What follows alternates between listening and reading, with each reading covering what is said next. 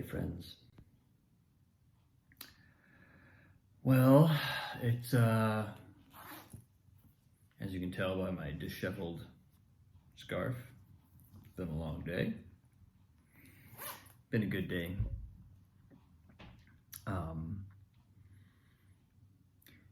And rehearsal went really well. I mean, it's we're in an interesting place, and I'm really kind of enjoying this process,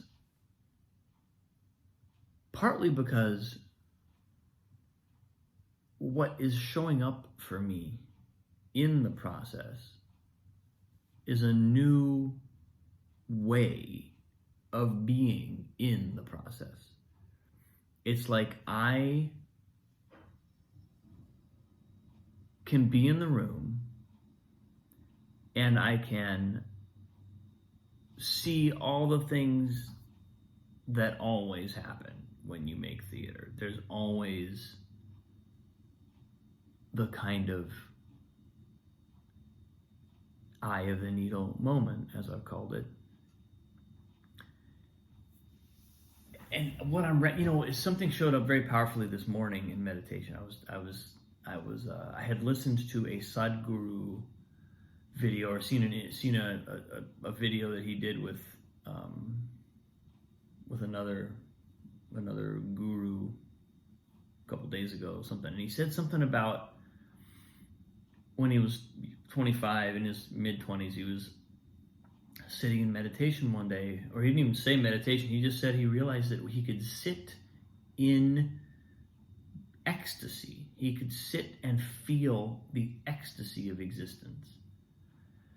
And I've heard this described in various teachings, the Advaita Vedanta teachings that were really compelling for me at one time in my life, describe it as Ananda.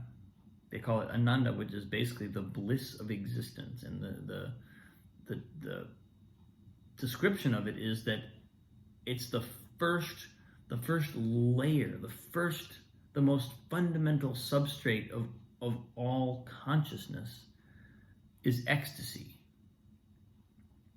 And and then we build successive layers over that ecstasy. And so at any given time, no matter what is happening, no matter what we're doing, we have this foundation. We're literally resting on an ocean of ecstasy. And when Sadhguru talked about that and just described that feeling, it sent a impression through my body, and I really kind of resonated with it. It activated that feeling in me. I felt like, oh, I know what that is. Like I could identify with it. I could just, and so as I've been sitting in meditation the last day or so, I've just allowed myself to be aware of the ecstasy of being. And it's right there all the time. It's amazing. It's kind of a miracle. I guess it's a miracle, and it's also not a miracle. It's also the most obvious kind of literally undeniable aspect of existence.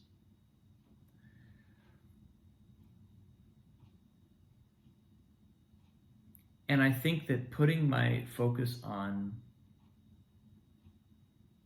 healing, let's call it, and putting my focus on serving the people that I'm surrounded by and that I'm on this project with. And more recently, I've also been realizing, that extends beyond this project too. There's a way in which a creative project like this is it's almost like a workshop in holding that posture towards everyone and everything. A creative project gives you a great little laboratory to run the experiment of what does it take for me to do this? Where do I go off course? What does it take for me to get back? How can I identify? How can I stay more and more in alignment with what is most deeply important to me and valuable to me? And so I'm doing that, and I'm noticing that I can be in the room and just feel ecstatic, no matter what's going wrong, no matter what technical element of the show is currently not doing what we want it to do, and taking longer than we have, and creating a sense of, it's not creating a sense of urgency, or urgency for sure, but it's not sending us into a state of being rushed, because I think there's just a really solid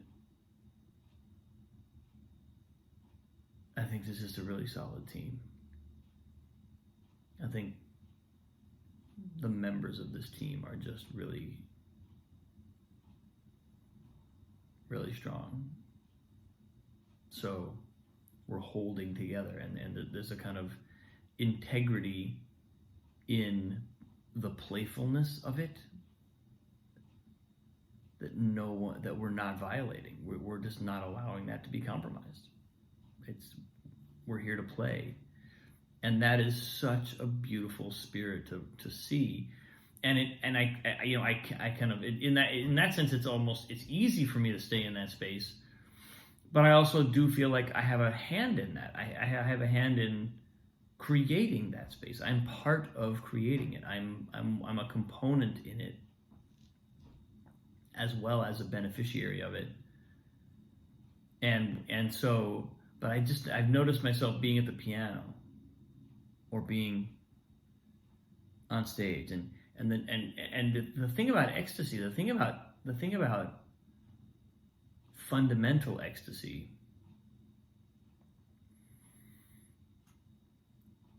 is that it's like the greatest drug you can imagine. It's like a high without any side effects. The side effects are like being able to be really, really present to a lot of elements it's like a cacophony of elements, voices, things, circumstances, moving parts, ideas, thought vectors, and not become stressed out by them.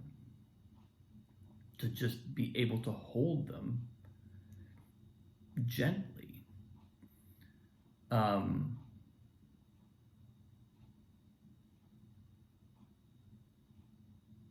So I'm just really enjoying that. And what I'm noticing is, because I'm getting tired, I sense myself, I've had some long days. We had a day off where I didn't really get a day off. I worked many, many hours that day, including a 3.5-hour rehearsal. And I'm in the room. I'm not like, it's not like I have an overabundance of excess energy just bursting out of me, which is almost it gives me a more accurate indicator of where I am psychically. Because if I have if I have energy to burn, if I'm just super well rested and just super fresh, then I can be a little more careless with my psychic energy, and I don't notice the detrimental effects of that. Whereas if I really kind of have what I need, but I'm not, it's like not having excess money to spend. You start spending it on the right things. And I'm observing that. And furthermore, it's like as soon as I connect with the ananda of the moment, I realize that I have infinite energy, and also I have exactly as much physical and mental and emotional energy as I need to do the job in front of me. There's no deficit. There's no shortfall.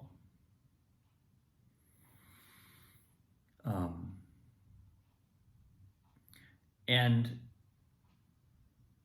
so I think what's really just been inspiring over the last couple days is this sense of like breathing into the moment, knowing that my intention is beyond the immediate,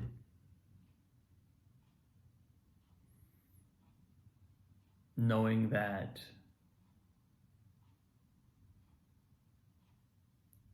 what my priority is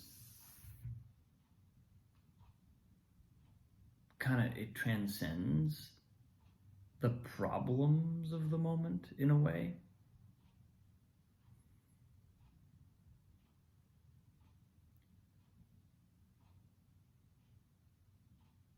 And so I just get this payoff of presence, of total presence, because I'm not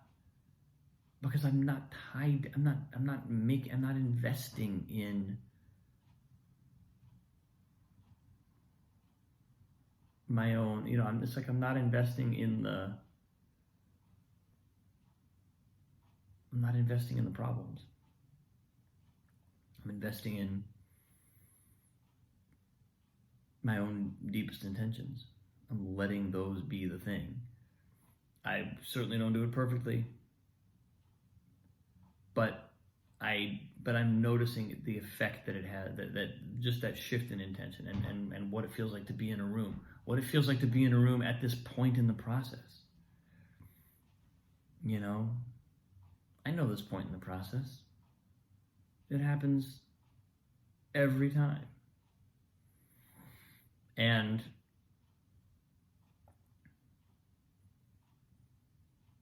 you can't dismiss it. You can't relax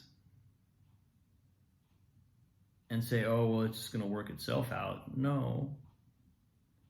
You have to work it out. But we can hold it so gently, and we can be animated by bliss throughout that process.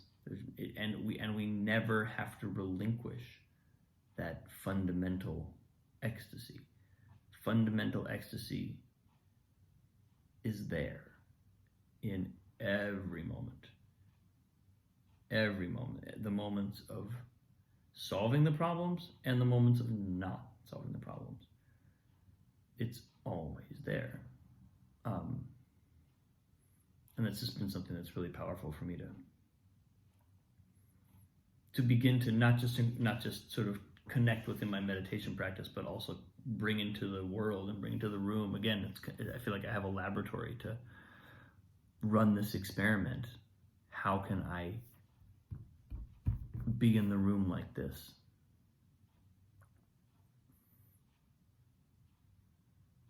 It's super fun.